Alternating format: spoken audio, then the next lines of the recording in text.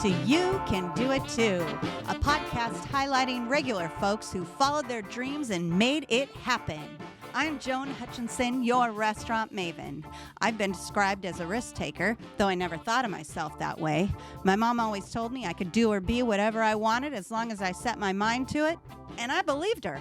I ran a successful catering company that led to owning and operating a top 10 Orange County restaurant and catering venue, prior to earning a bachelor's degree in business management and marketing.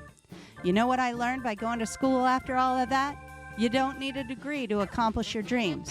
You need drive, passion, and a belief in yourself. You also need some caring folks who support you and believe in you. I didn't need a formula to tell me how to properly staff for a week. I needed common sense and a deep care for creating outstanding dining experiences for my guests. I've been coaching and consulting with salespeople and small business owners for the last few years and blogging with business advice. I just wanted to do more, to reach more of you. I decided to talk with folks I admire, who kick ass at what they do, to show you that you can do it too.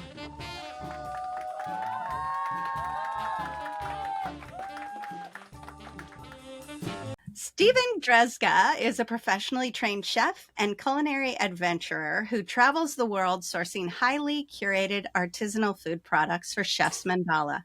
Trained at the Cordon Bleu as both a chef de cuisine and chef de patisserie, he has traveled 5 continents and has studied, worked, and lived in places as varied as a pastry shop in Paris to a remote fishing village in northern Japan.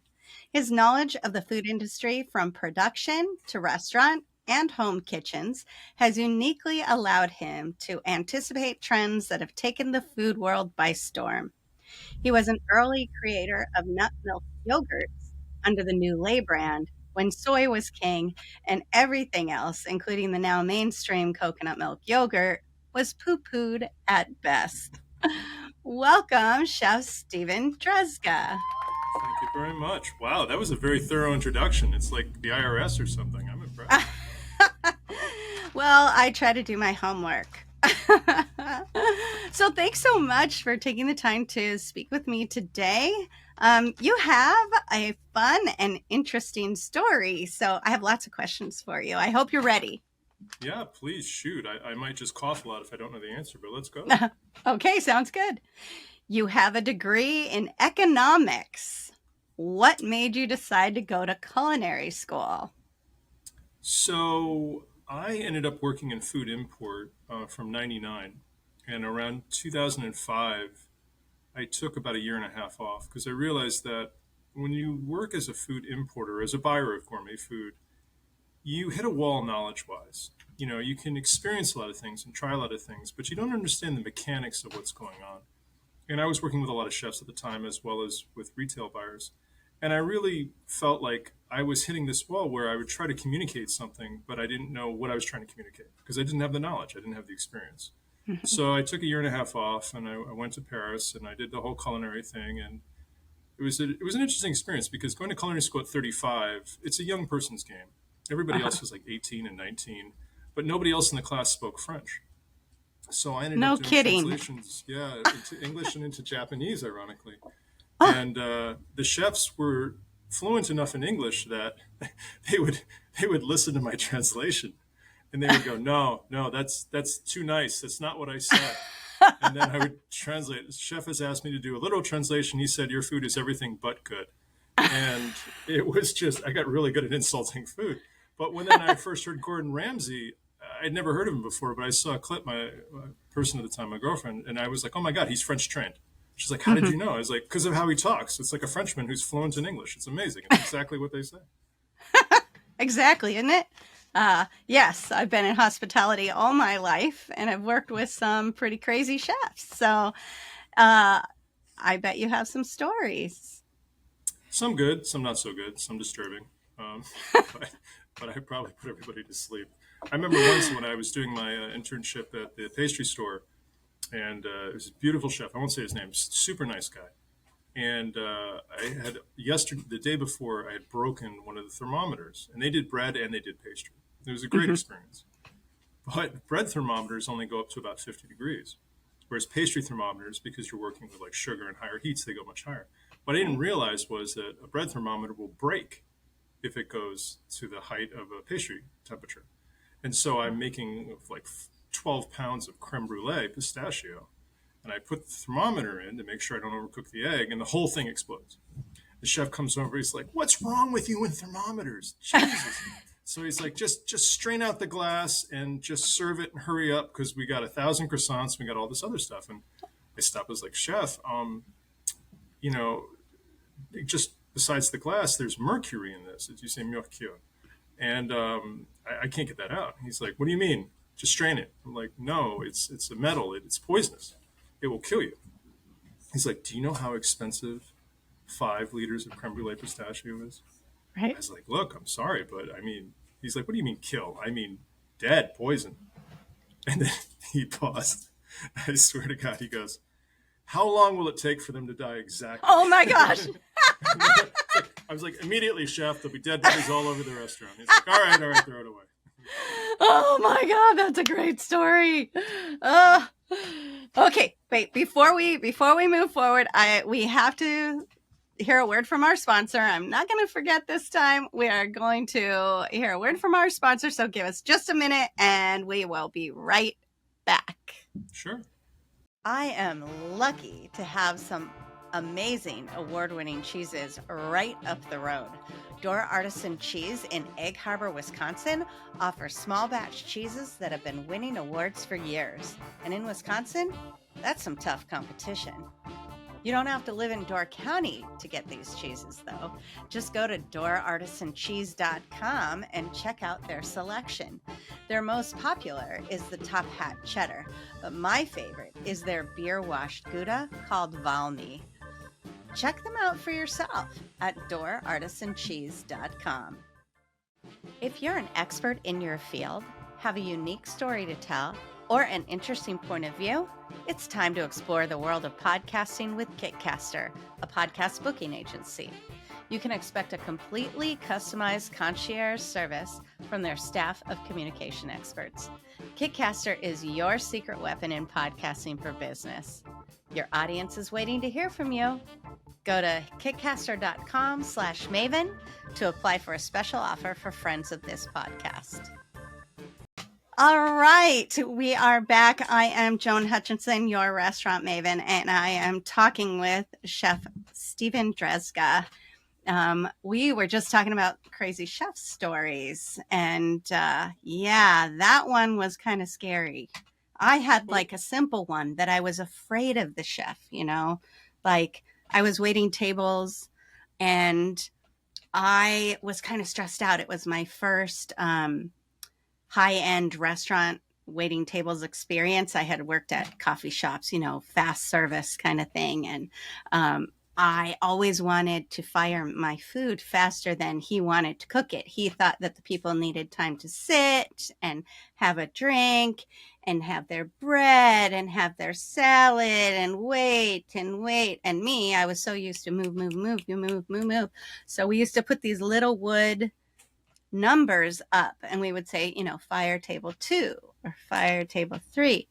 And so I would go in and I would make my salad, take it to the table and sneak back in the kitchen and put the number up and go fire table 3 and run out of the kitchen. And I could still hear him going, "This is not McDonald's.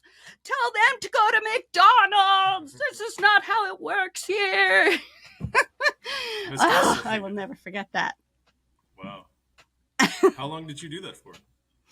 He was such a good guy and he wasn't really yelling at me. He was yelling about the customer. So I worked for him for 2 years. I got over it. I just kind of learned to live with the moods. There is a mentality, especially in the restaurant business, where people are trusting upon you, but at the same time, they're making demands that go against their trust. On the one hand, they paid a lot of money for an amazing experience, and the other, they're like, hurry that shit up, and it doesn't really go together. And right. I can see where there's a conflict where you're being pressured, for efficiency, but at the same time, the chef's being pressured for an amazing gastronomical experience. And those don't really go together if you're, I mean, yeah, if you're talking McDonald's to his point, yeah, but Right. it's hard. It's very, very difficult, I would say, especially not so much in the States, but I feel like in major metro cities, whether you're in Paris or Berlin or New York, I feel like there's more of a, I got stuff to do. Let's get this moving on. But then you Mm-hmm. get upset when your experience isn't amazing. Right. And my husband is a chef also. So he says, I don't have a magic oven. It takes 20 minutes to cook chicken. It takes 20 minutes to cook chicken. There's no magic oven. So, but No, but the people first do. time I saw American restaurants pre-cook pasta, that blew my mind. I mean, it's a 10-minute cook time, and they would cook it for like 5 minutes or something. And I was Uh-huh. like, because it's 5 minutes faster just to get them to Right. turn that table and, pay that bill. Yeah. Yeah.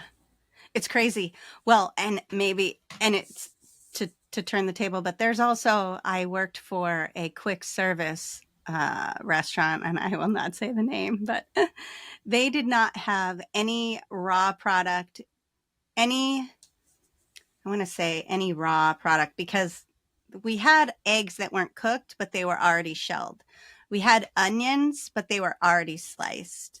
Um, the only thing that came that they had to actually cook was bacon, and they always pre-cooked it.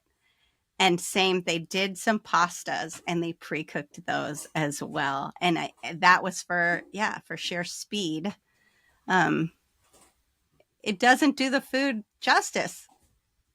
Well, I mean, Danny Meyer's been working, and this is just hearsay. You'd have to talk to him directly, but with the Conrad Hotel chain, and he restructured their kitchens entirely so that there's not much cooking per se. Like everything is coming in ready to go, and Mm-hmm. it's almost heating and assembly. And it was genius because the quality's amazing. He's known for quality and service, and he was able to take those two things and take it the next step. So there are people, sous vide or the infrared ovens that you see at steakhouses where they just program everything and then it comes out perfectly every time. But your mashed potatoes are cold because a human being was involved. So. Oh no. Oh no. I don't like the way that's going. I have to say. I guess I Yeah, just like the art of it. it's hard though, right? Like how many Yeah. fax machine repairmen do you see today, versus 30, 40, Yeah. 50 years ago? Like Yeah. every industry has its moment and then it's gone. Yeah. And labor right now is such a huge issue, especially with restaurants, hotels. Hospitality is really hurting because Yeah. they're so people facing. So, I mean, I get it. I understand why they're looking for ways. I would assume that Danny Meyer, because he is who he is, that he's searching for the highest quality that he can get if he's buying things that are already done. Because I know they're out there, and they are out there because you're finding them, right? Giving it a shot. But I do more of a sourcing of food or designing of food. So like there's a line of pasta sauces that I spent a year working on those recipes on. Whereas other times, I'll travel and I'll find, some artisanal cheese. There's a cheese called fossa in Italy where it's put into a well and it's aged in the well. They actually seal it up. And the problem is there's no air in the well when they open it up. It turns into an anaerobic reaction or whatever the proper Hmm. term is. And so people used to die going down there to like unload the cheese. Now they Oh my pump air gosh. down there, but back in like the 18 and 1700s, they didn't really do that. So, you have these weird things where you see the history of food and you just can't repeat that. But then Right. you also see things where like blue cheese, for example, there was a big push for raw milk blues for a long time, but they're very, very difficult to do in a manner that Americans would find safe. Overseas in Europe, they're like, yeah, it's fine, don't worry about it. But here in the Hmm. States, we have such strict regulations on bacteria that don't always make sense scientifically. So, but we're such large consumers of these things that the rest of the world kind of makes it the way we want it. So, Us Americans. well, it's easy to poo-poo Americans, but I'm pretty impressed with two things. One, we're more adventurous with food. I mean, if you look at American culture, World War II, a lot of refugees came here, and the whole postmodern movement, really, in my personal opinion, had a big renaissance in the U.S. Like we had a lot to do with it. We didn't look back; we looked forward. And I feel like with food, we do that a lot as well. Like you look at barbecue. how many schools of barbecue out there in like South Carolina alone? I mean, Uh-huh. and they do a good job. I mean, I've had steaks in Italy. They're not even close to what somebody will do in their backyard in the US. I think Americans deserve a lot of credit in some areas. I don't think fast food is one of them. I don't think pasta is one of them, to be candid. I'm not trying to put down American pasta makers, but I think like if you overcook something, no producer can help you. You know, Right. we grow up learning that al dente is bad, and it's Hmm. unfortunate because it actually, the way your body breaks it down in terms of sugar and everything, you actually store less fat if it's al dente. It's much better for you. Anyway, now I'm just going to ramble. Old man, no, the future is bad. So you created a nut milk yogurt. Oh, Tell us yeah. tell us about that. So, yeah.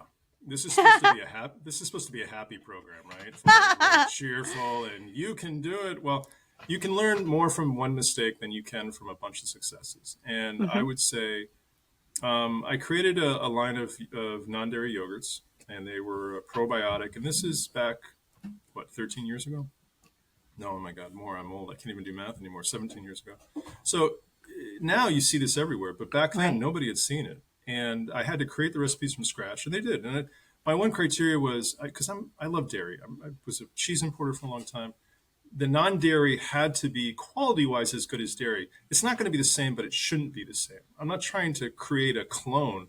I'm trying Right. to create something really good that has a lot in common with it, but it's never going to be the same thing. And so I tried a lot of different stuff, and I settled on almond and I settled on coconut. And I built the factory myself, and I ran it for a few years, and I made the flavors myself. I used dried fruits, which is a different process, Hmm. which is a pain in the butt. And the quality was excellent, but I hadn't done manufacturing before, and there was a Hmm. learning curve. And as you go through that learning curve, you also have to tap into resources. And I hadn't gone into any investment banks or anything like that. I started very small. And what happened was I just didn't have enough resources to wait the 5 years needed because it turns out silk started dying off. There was something the American Heart Association said soy is bad, and that Right. hurt silk tremendously. And silk needed time to figure out that they could do other stuff. So that window was a few years away. Had I stayed in that, had I had the resources and strength of will to suffer that long, Hmm. yeah, I'd probably be like super happy today. Hmm. So I guess the moral of that story is basically it's great to see what's coming, but just like being too late is bad, being too early is bad as well.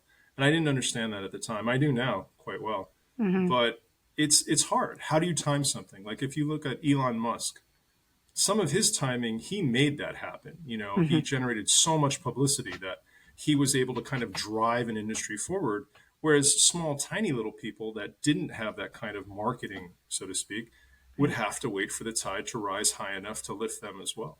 Hmm. So yeah, Hmm. that's my nut milk story. Yay!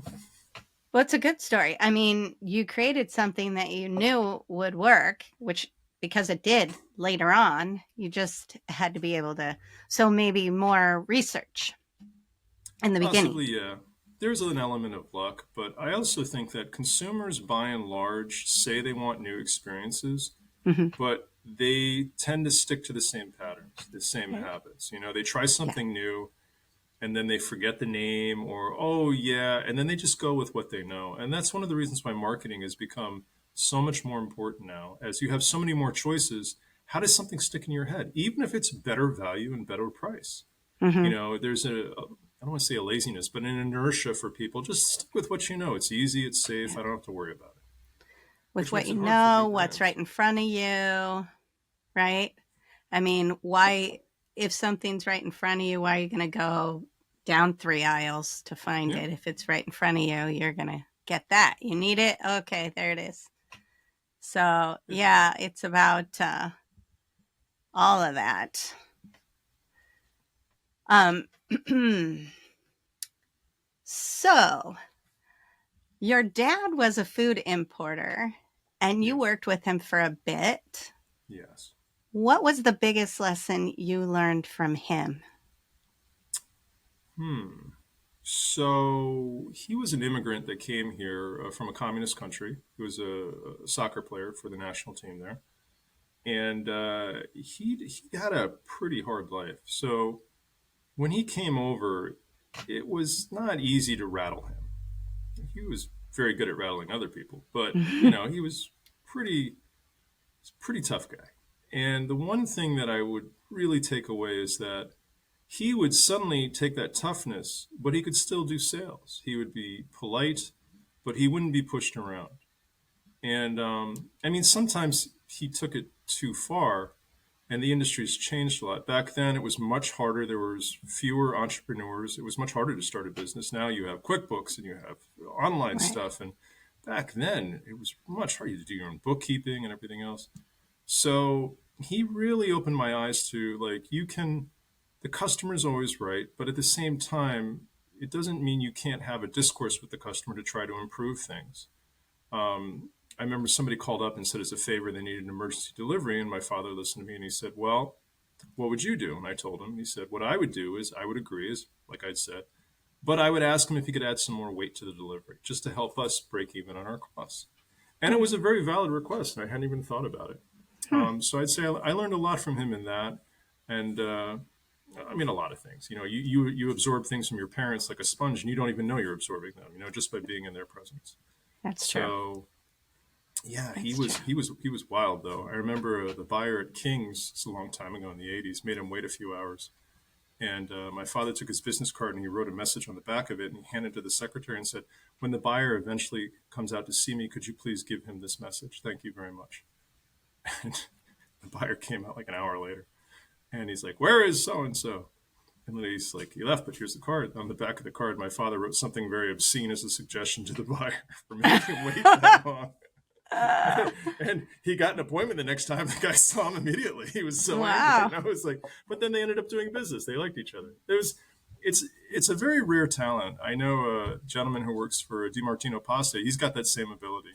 He can have a conversation that if I had people, I would lose that account in a heartbeat. And he's just so from the heart, but at the same time, just let's do it. It's amazing. It's a talent. You must have seen this in your experiences. So there's an amount of respect that you have for that person, even though they're abrasive or scary or whatever. And there's a certain amount of charisma that makes you want to work with them, even though they're a little scary, right? I mean, I would think so. guess. Either that or something else is going on. So, yeah. So you did work with your dad for a little bit, and now you own and operate Chef's Mandala. So Yes. can you tell us what Chef's Mandala is and what made you decide to start it? So about 2 years ago, the business I was working as a part of, I sold. And I took a year to just kind of research and figure out, what I would like to do. And, try to learn from the mistakes of the past. Sounds nice. And then you make new ones and you're like, oh, yeah. But I basically wanted to bring in a few lines that were very, very high quality, but had a good value proposition. Anybody can say, I brought in an olive oil and I'm selling it for $100, in a normal size jar. Maybe it's like a tiny, look at those jars like out of Brightland. It's a very high quality oil, but it's 100 milliliters. It's like 4 ounces, right? It's $37. Right. I'm like, okay, that's beautiful, but you're asking the customer obviously to pay for this. To try to get a customer to buy something high quality, but also try to give them a price that's affordable means your margins are very low. And in order to do that, you have to work on, on a tight budget, so to speak. So I wanted to do something where I could bring very high quality, but at the same time have a price that I personally would buy. Like if somebody came to me and said, this is $100 bottle of olive oil, it's like 17.6 ounces, I wouldn't buy it.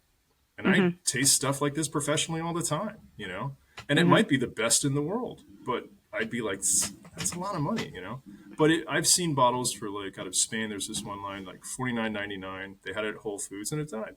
People are stated they kind of want to pay $30 or $40 and they want to get something very high quality. And what I found is because I already know a lot of producers and I've spent so many years traveling that I kind of know who's good in what. And I know, what harvest is good, what harvest is bad, and how the blends need to be changed. So, for example, I literally just unloaded this morning a container out of Calabria, Italy, with a phenomenal olive oil, but he doesn't make that much of it. So I'm like, thank you for my tiny allotment, and that's all I have until next year, which Hmm. is frustrating. People are like, no, when I buy my pasta sauce, I buy Rayo's every day of the week, and it's always there. Right. Yeah, it is. They're not a small producer like $1 billion company. I'm dealing with small artisans. The labels are actually hand applied on these bottles. The corks. It's very very tiny production. So you're saying, so in my head it's like you're talking about wine, right? Or olive oil, but let me just like put it as far as wine goes, because everybody knows $2 Chuck, and everybody knows, Sure. mom or the lady, I can't remember her name right now. Okay. Okay, so we know the super expensive, and then we know the super cheap, and we're like, yeah, $5 bottle of wine I'm good with. But I expect if I buy $150 bottle of wine, I expect that it's going to be an amazing bottle of wine. I would be very upset if it wasn't an amazing bottle of wine, and I know there are much more expensive bottles than 150. But when it comes to olive oil, it's very similar, where you can buy the inexpensive, like it's not the virgin press, and then you can buy the much more expensive, it's a virgin press, it's a small release. And so you expect that very expensive olive oil to taste way better. Are you telling me that it's possible to get this great tasting olive oil, this very high quality olive oil, for an affordable price? That's what you're saying to me. It is. However, everybody says this, right? Everybody says they're great. Everybody says they're wonderful. So, one, you have to have experience in doing this, which I have. But two, I'll work with producers, and they'll win awards on their own anyway. The Mm-hmm. producer we're working with right now in Calabria, he's won award after award in Tokyo and New York and Italy, and I think most recently in Tokyo. So, quality is recognized by experts, but Mm-hmm. at the same time, I do think, to your wine example, if you said $150 for a bottle of wine, people wouldn't be shocked, right? They'd be like, Right. maybe I'll pay it, maybe I won't. You Right. said that for vinegar, which is wine with another level of fermentation on it, people would be shocked, and people would be like, Yes. I don't know. A better example might be if you look at pasta sauce. People will pay $10 for a jar of pasta sauce. That might Mm-hmm. be on average around 20 ounces, 19.8 to 24, right? But if you say pay $10 for a box of pasta, which let's just say is also like 17.6 ounces, so not that far apart, most people won't do it. They No. might pay $3.99, $4.99. But then if you go to a nice restaurant and you have a nice plate of pasta and you look at the weight percentage of what you're eating, okay, Yes. what percentage is the sauce and what percentage is the pasta? The majority of what you're putting in your mouth is actually the pasta, the one Mm-hmm. that you won't pay as much for. Now, Right. the sauce obviously is important, but I just find it so ironic that the sauce isn't meant to hide quality. It's meant to enhance quality. Right. And if you buy Right. a really cheap pasta and put a really expensive sauce on it, it's like buying a beautiful car and putting an engine in from 1920. It's not going to work. Mm-hmm. But people don't realize that, and it's unfortunate that they don't really look at the whole picture. Maybe take a good sauce and a good pasta and put them both together. Mm-hmm. Right. So So you are going out you're going and finding these. So you get to travel and do all of meet these producers. Is that how your Yeah. business works? Yes, so I would be considered I'm an importer, and then I'll bring products in. Some of them I'll design myself, like the pasta sauces. Others, I'll find somebody who does a great job and just bring it in as they bring it, and there's nothing else. I can speak like very guttural street level French, which helps a Hmm. lot mostly in France, Spain, and northern Italy, and then English. And then if a translator is needed, now we usually figure it out, or use a phone with some sort of translation software. Though sometimes they make mistakes. I remember once when my French was really just coming along. When I didn't know a word in French, I'd use the English word, and I didn't know technical words. So I didn't know preservative. I never really thought about it. So it's like police, airplane, aeroplane. So I just Uh-huh. said, preservatif. Well, I was talking to an older gentleman who makes Carl's Roquefort, Monsieur Carl, a very elderly gentleman, very prestigious. And he was very patient. But the problem is, I was asking him if there's preservatives, in any of his products, and preservative means condom. Oh, And so he was trying to be polite, but at the same time, he was like, no, none of those. And I was like, is that an unusual question? I was like, am I doing something wrong? He's like, yeah, is that an unusual question back home for you? That's funny, but sounds like fun. I think what a cool thing to do. So you say that you also create the pasta sauce. So you're going, because they're made in Italy, right? So you're going and then you're giving them the manufacturer, the producer, your recipe. Is that how that works?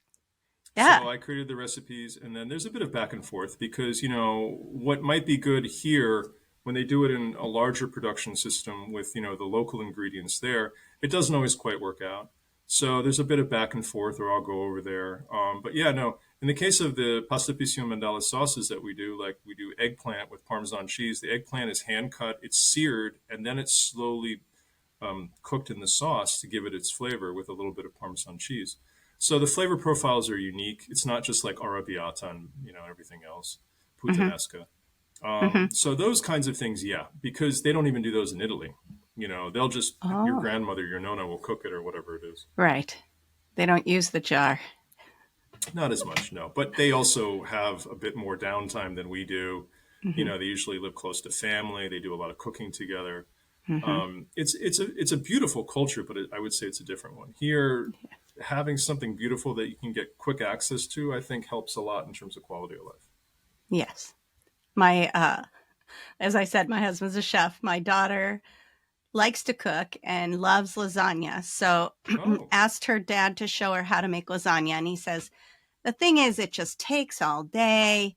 And so she says, I really, really want to learn. So they spend the whole day making the sauce, and they didn't make the pasta. They used stuff that they bought at the store, but they made the sauce. So years later, she's in college and she says to me, I really want lasagna, but it just takes so long to make. And I said, Darby, normal people just buy a jar of pasta sauce. They don't make the meat sauce like you're And she said, what? She never even considered it. I thought that was amazing. Yeah. That's amazing that she was so passionate about it. Can you imagine her friends? She'd be like, we're having lasagna, come over at about noon, and we'll eat it like 8. That's right. That's right, because she did. She took the whole day to make it. She makes a mean apple pie. I mean, she does things from scratch. She's a very good cook.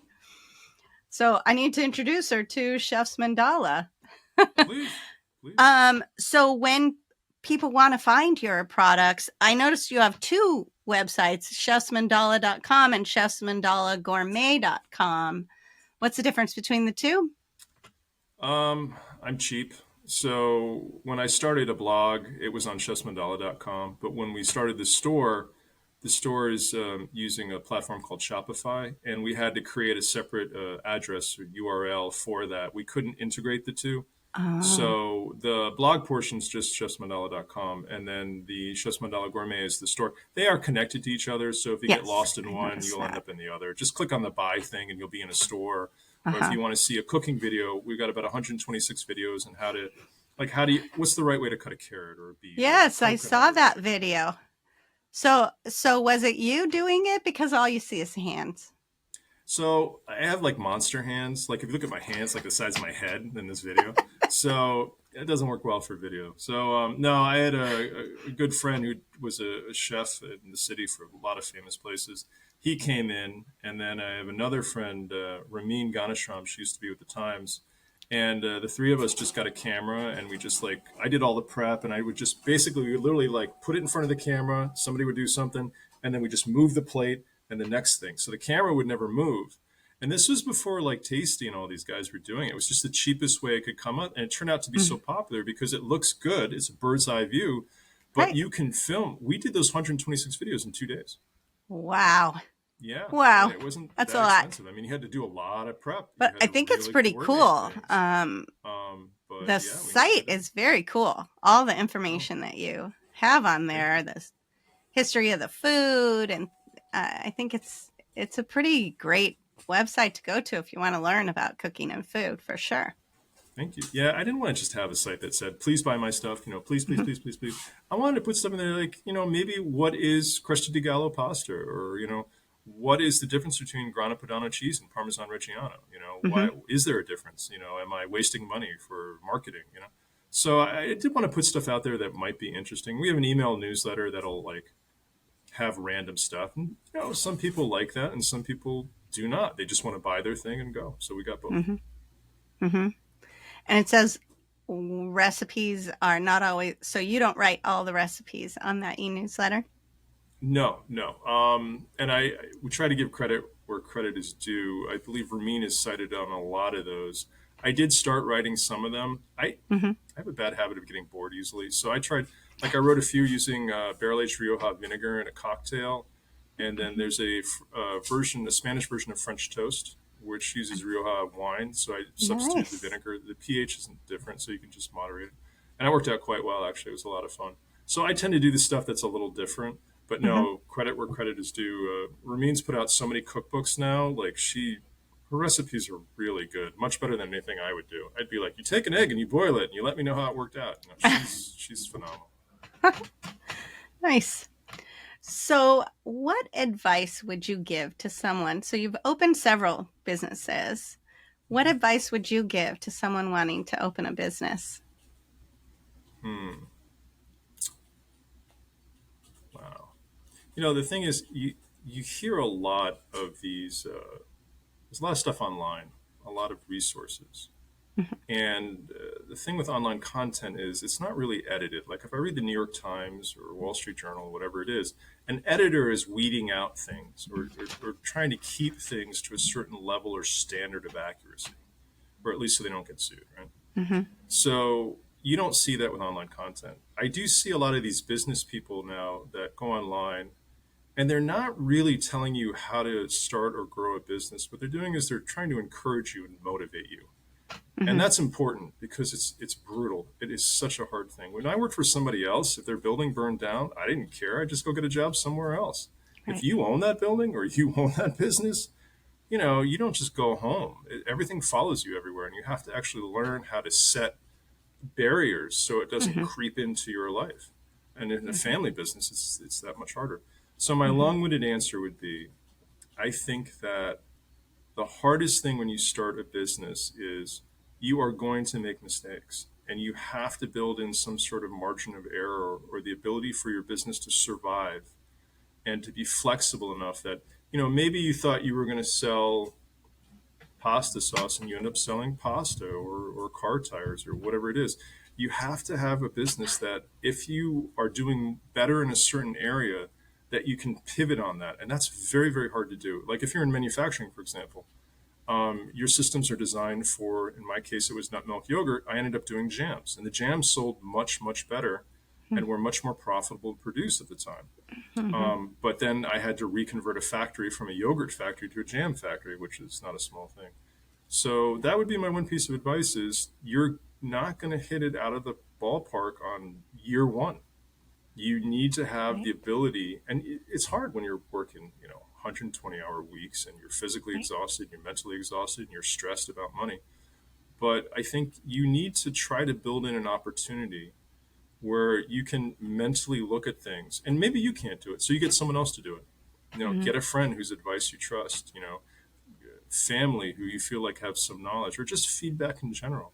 And Mhm. sometimes they might point out something that's a better way to go. Wow, that is some very good advice. I like that.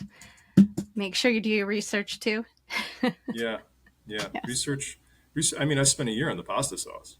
That, but as much as you test, once you hit the market, I can tell you, I have a list of 20,000 stores that I think this pasta sauce would be great in. It doesn't mean they're Mhm. going to go in there. It's just research. You have to then take those next steps and implement, Right. all of those procedures and, do what needs to be done.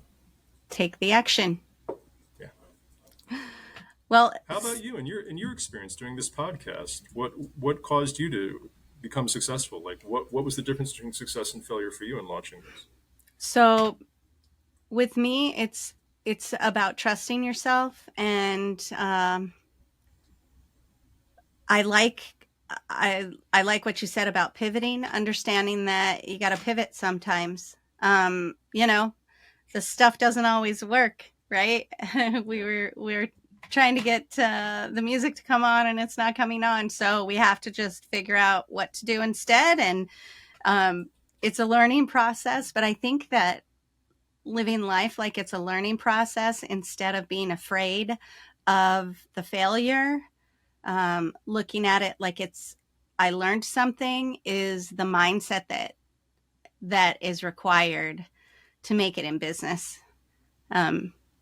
It's just, you know, if you have a true passion for something, then you've got to believe in yourself and move forward. You have to take the action, but you've got to trust that this thing that's in you that knows this is what I'm meant to do is right. Take the action, jump off the cliff, pivot if you need to, but keep moving forward, because it's all a learning process. We're only going to get better from the mistakes that we made.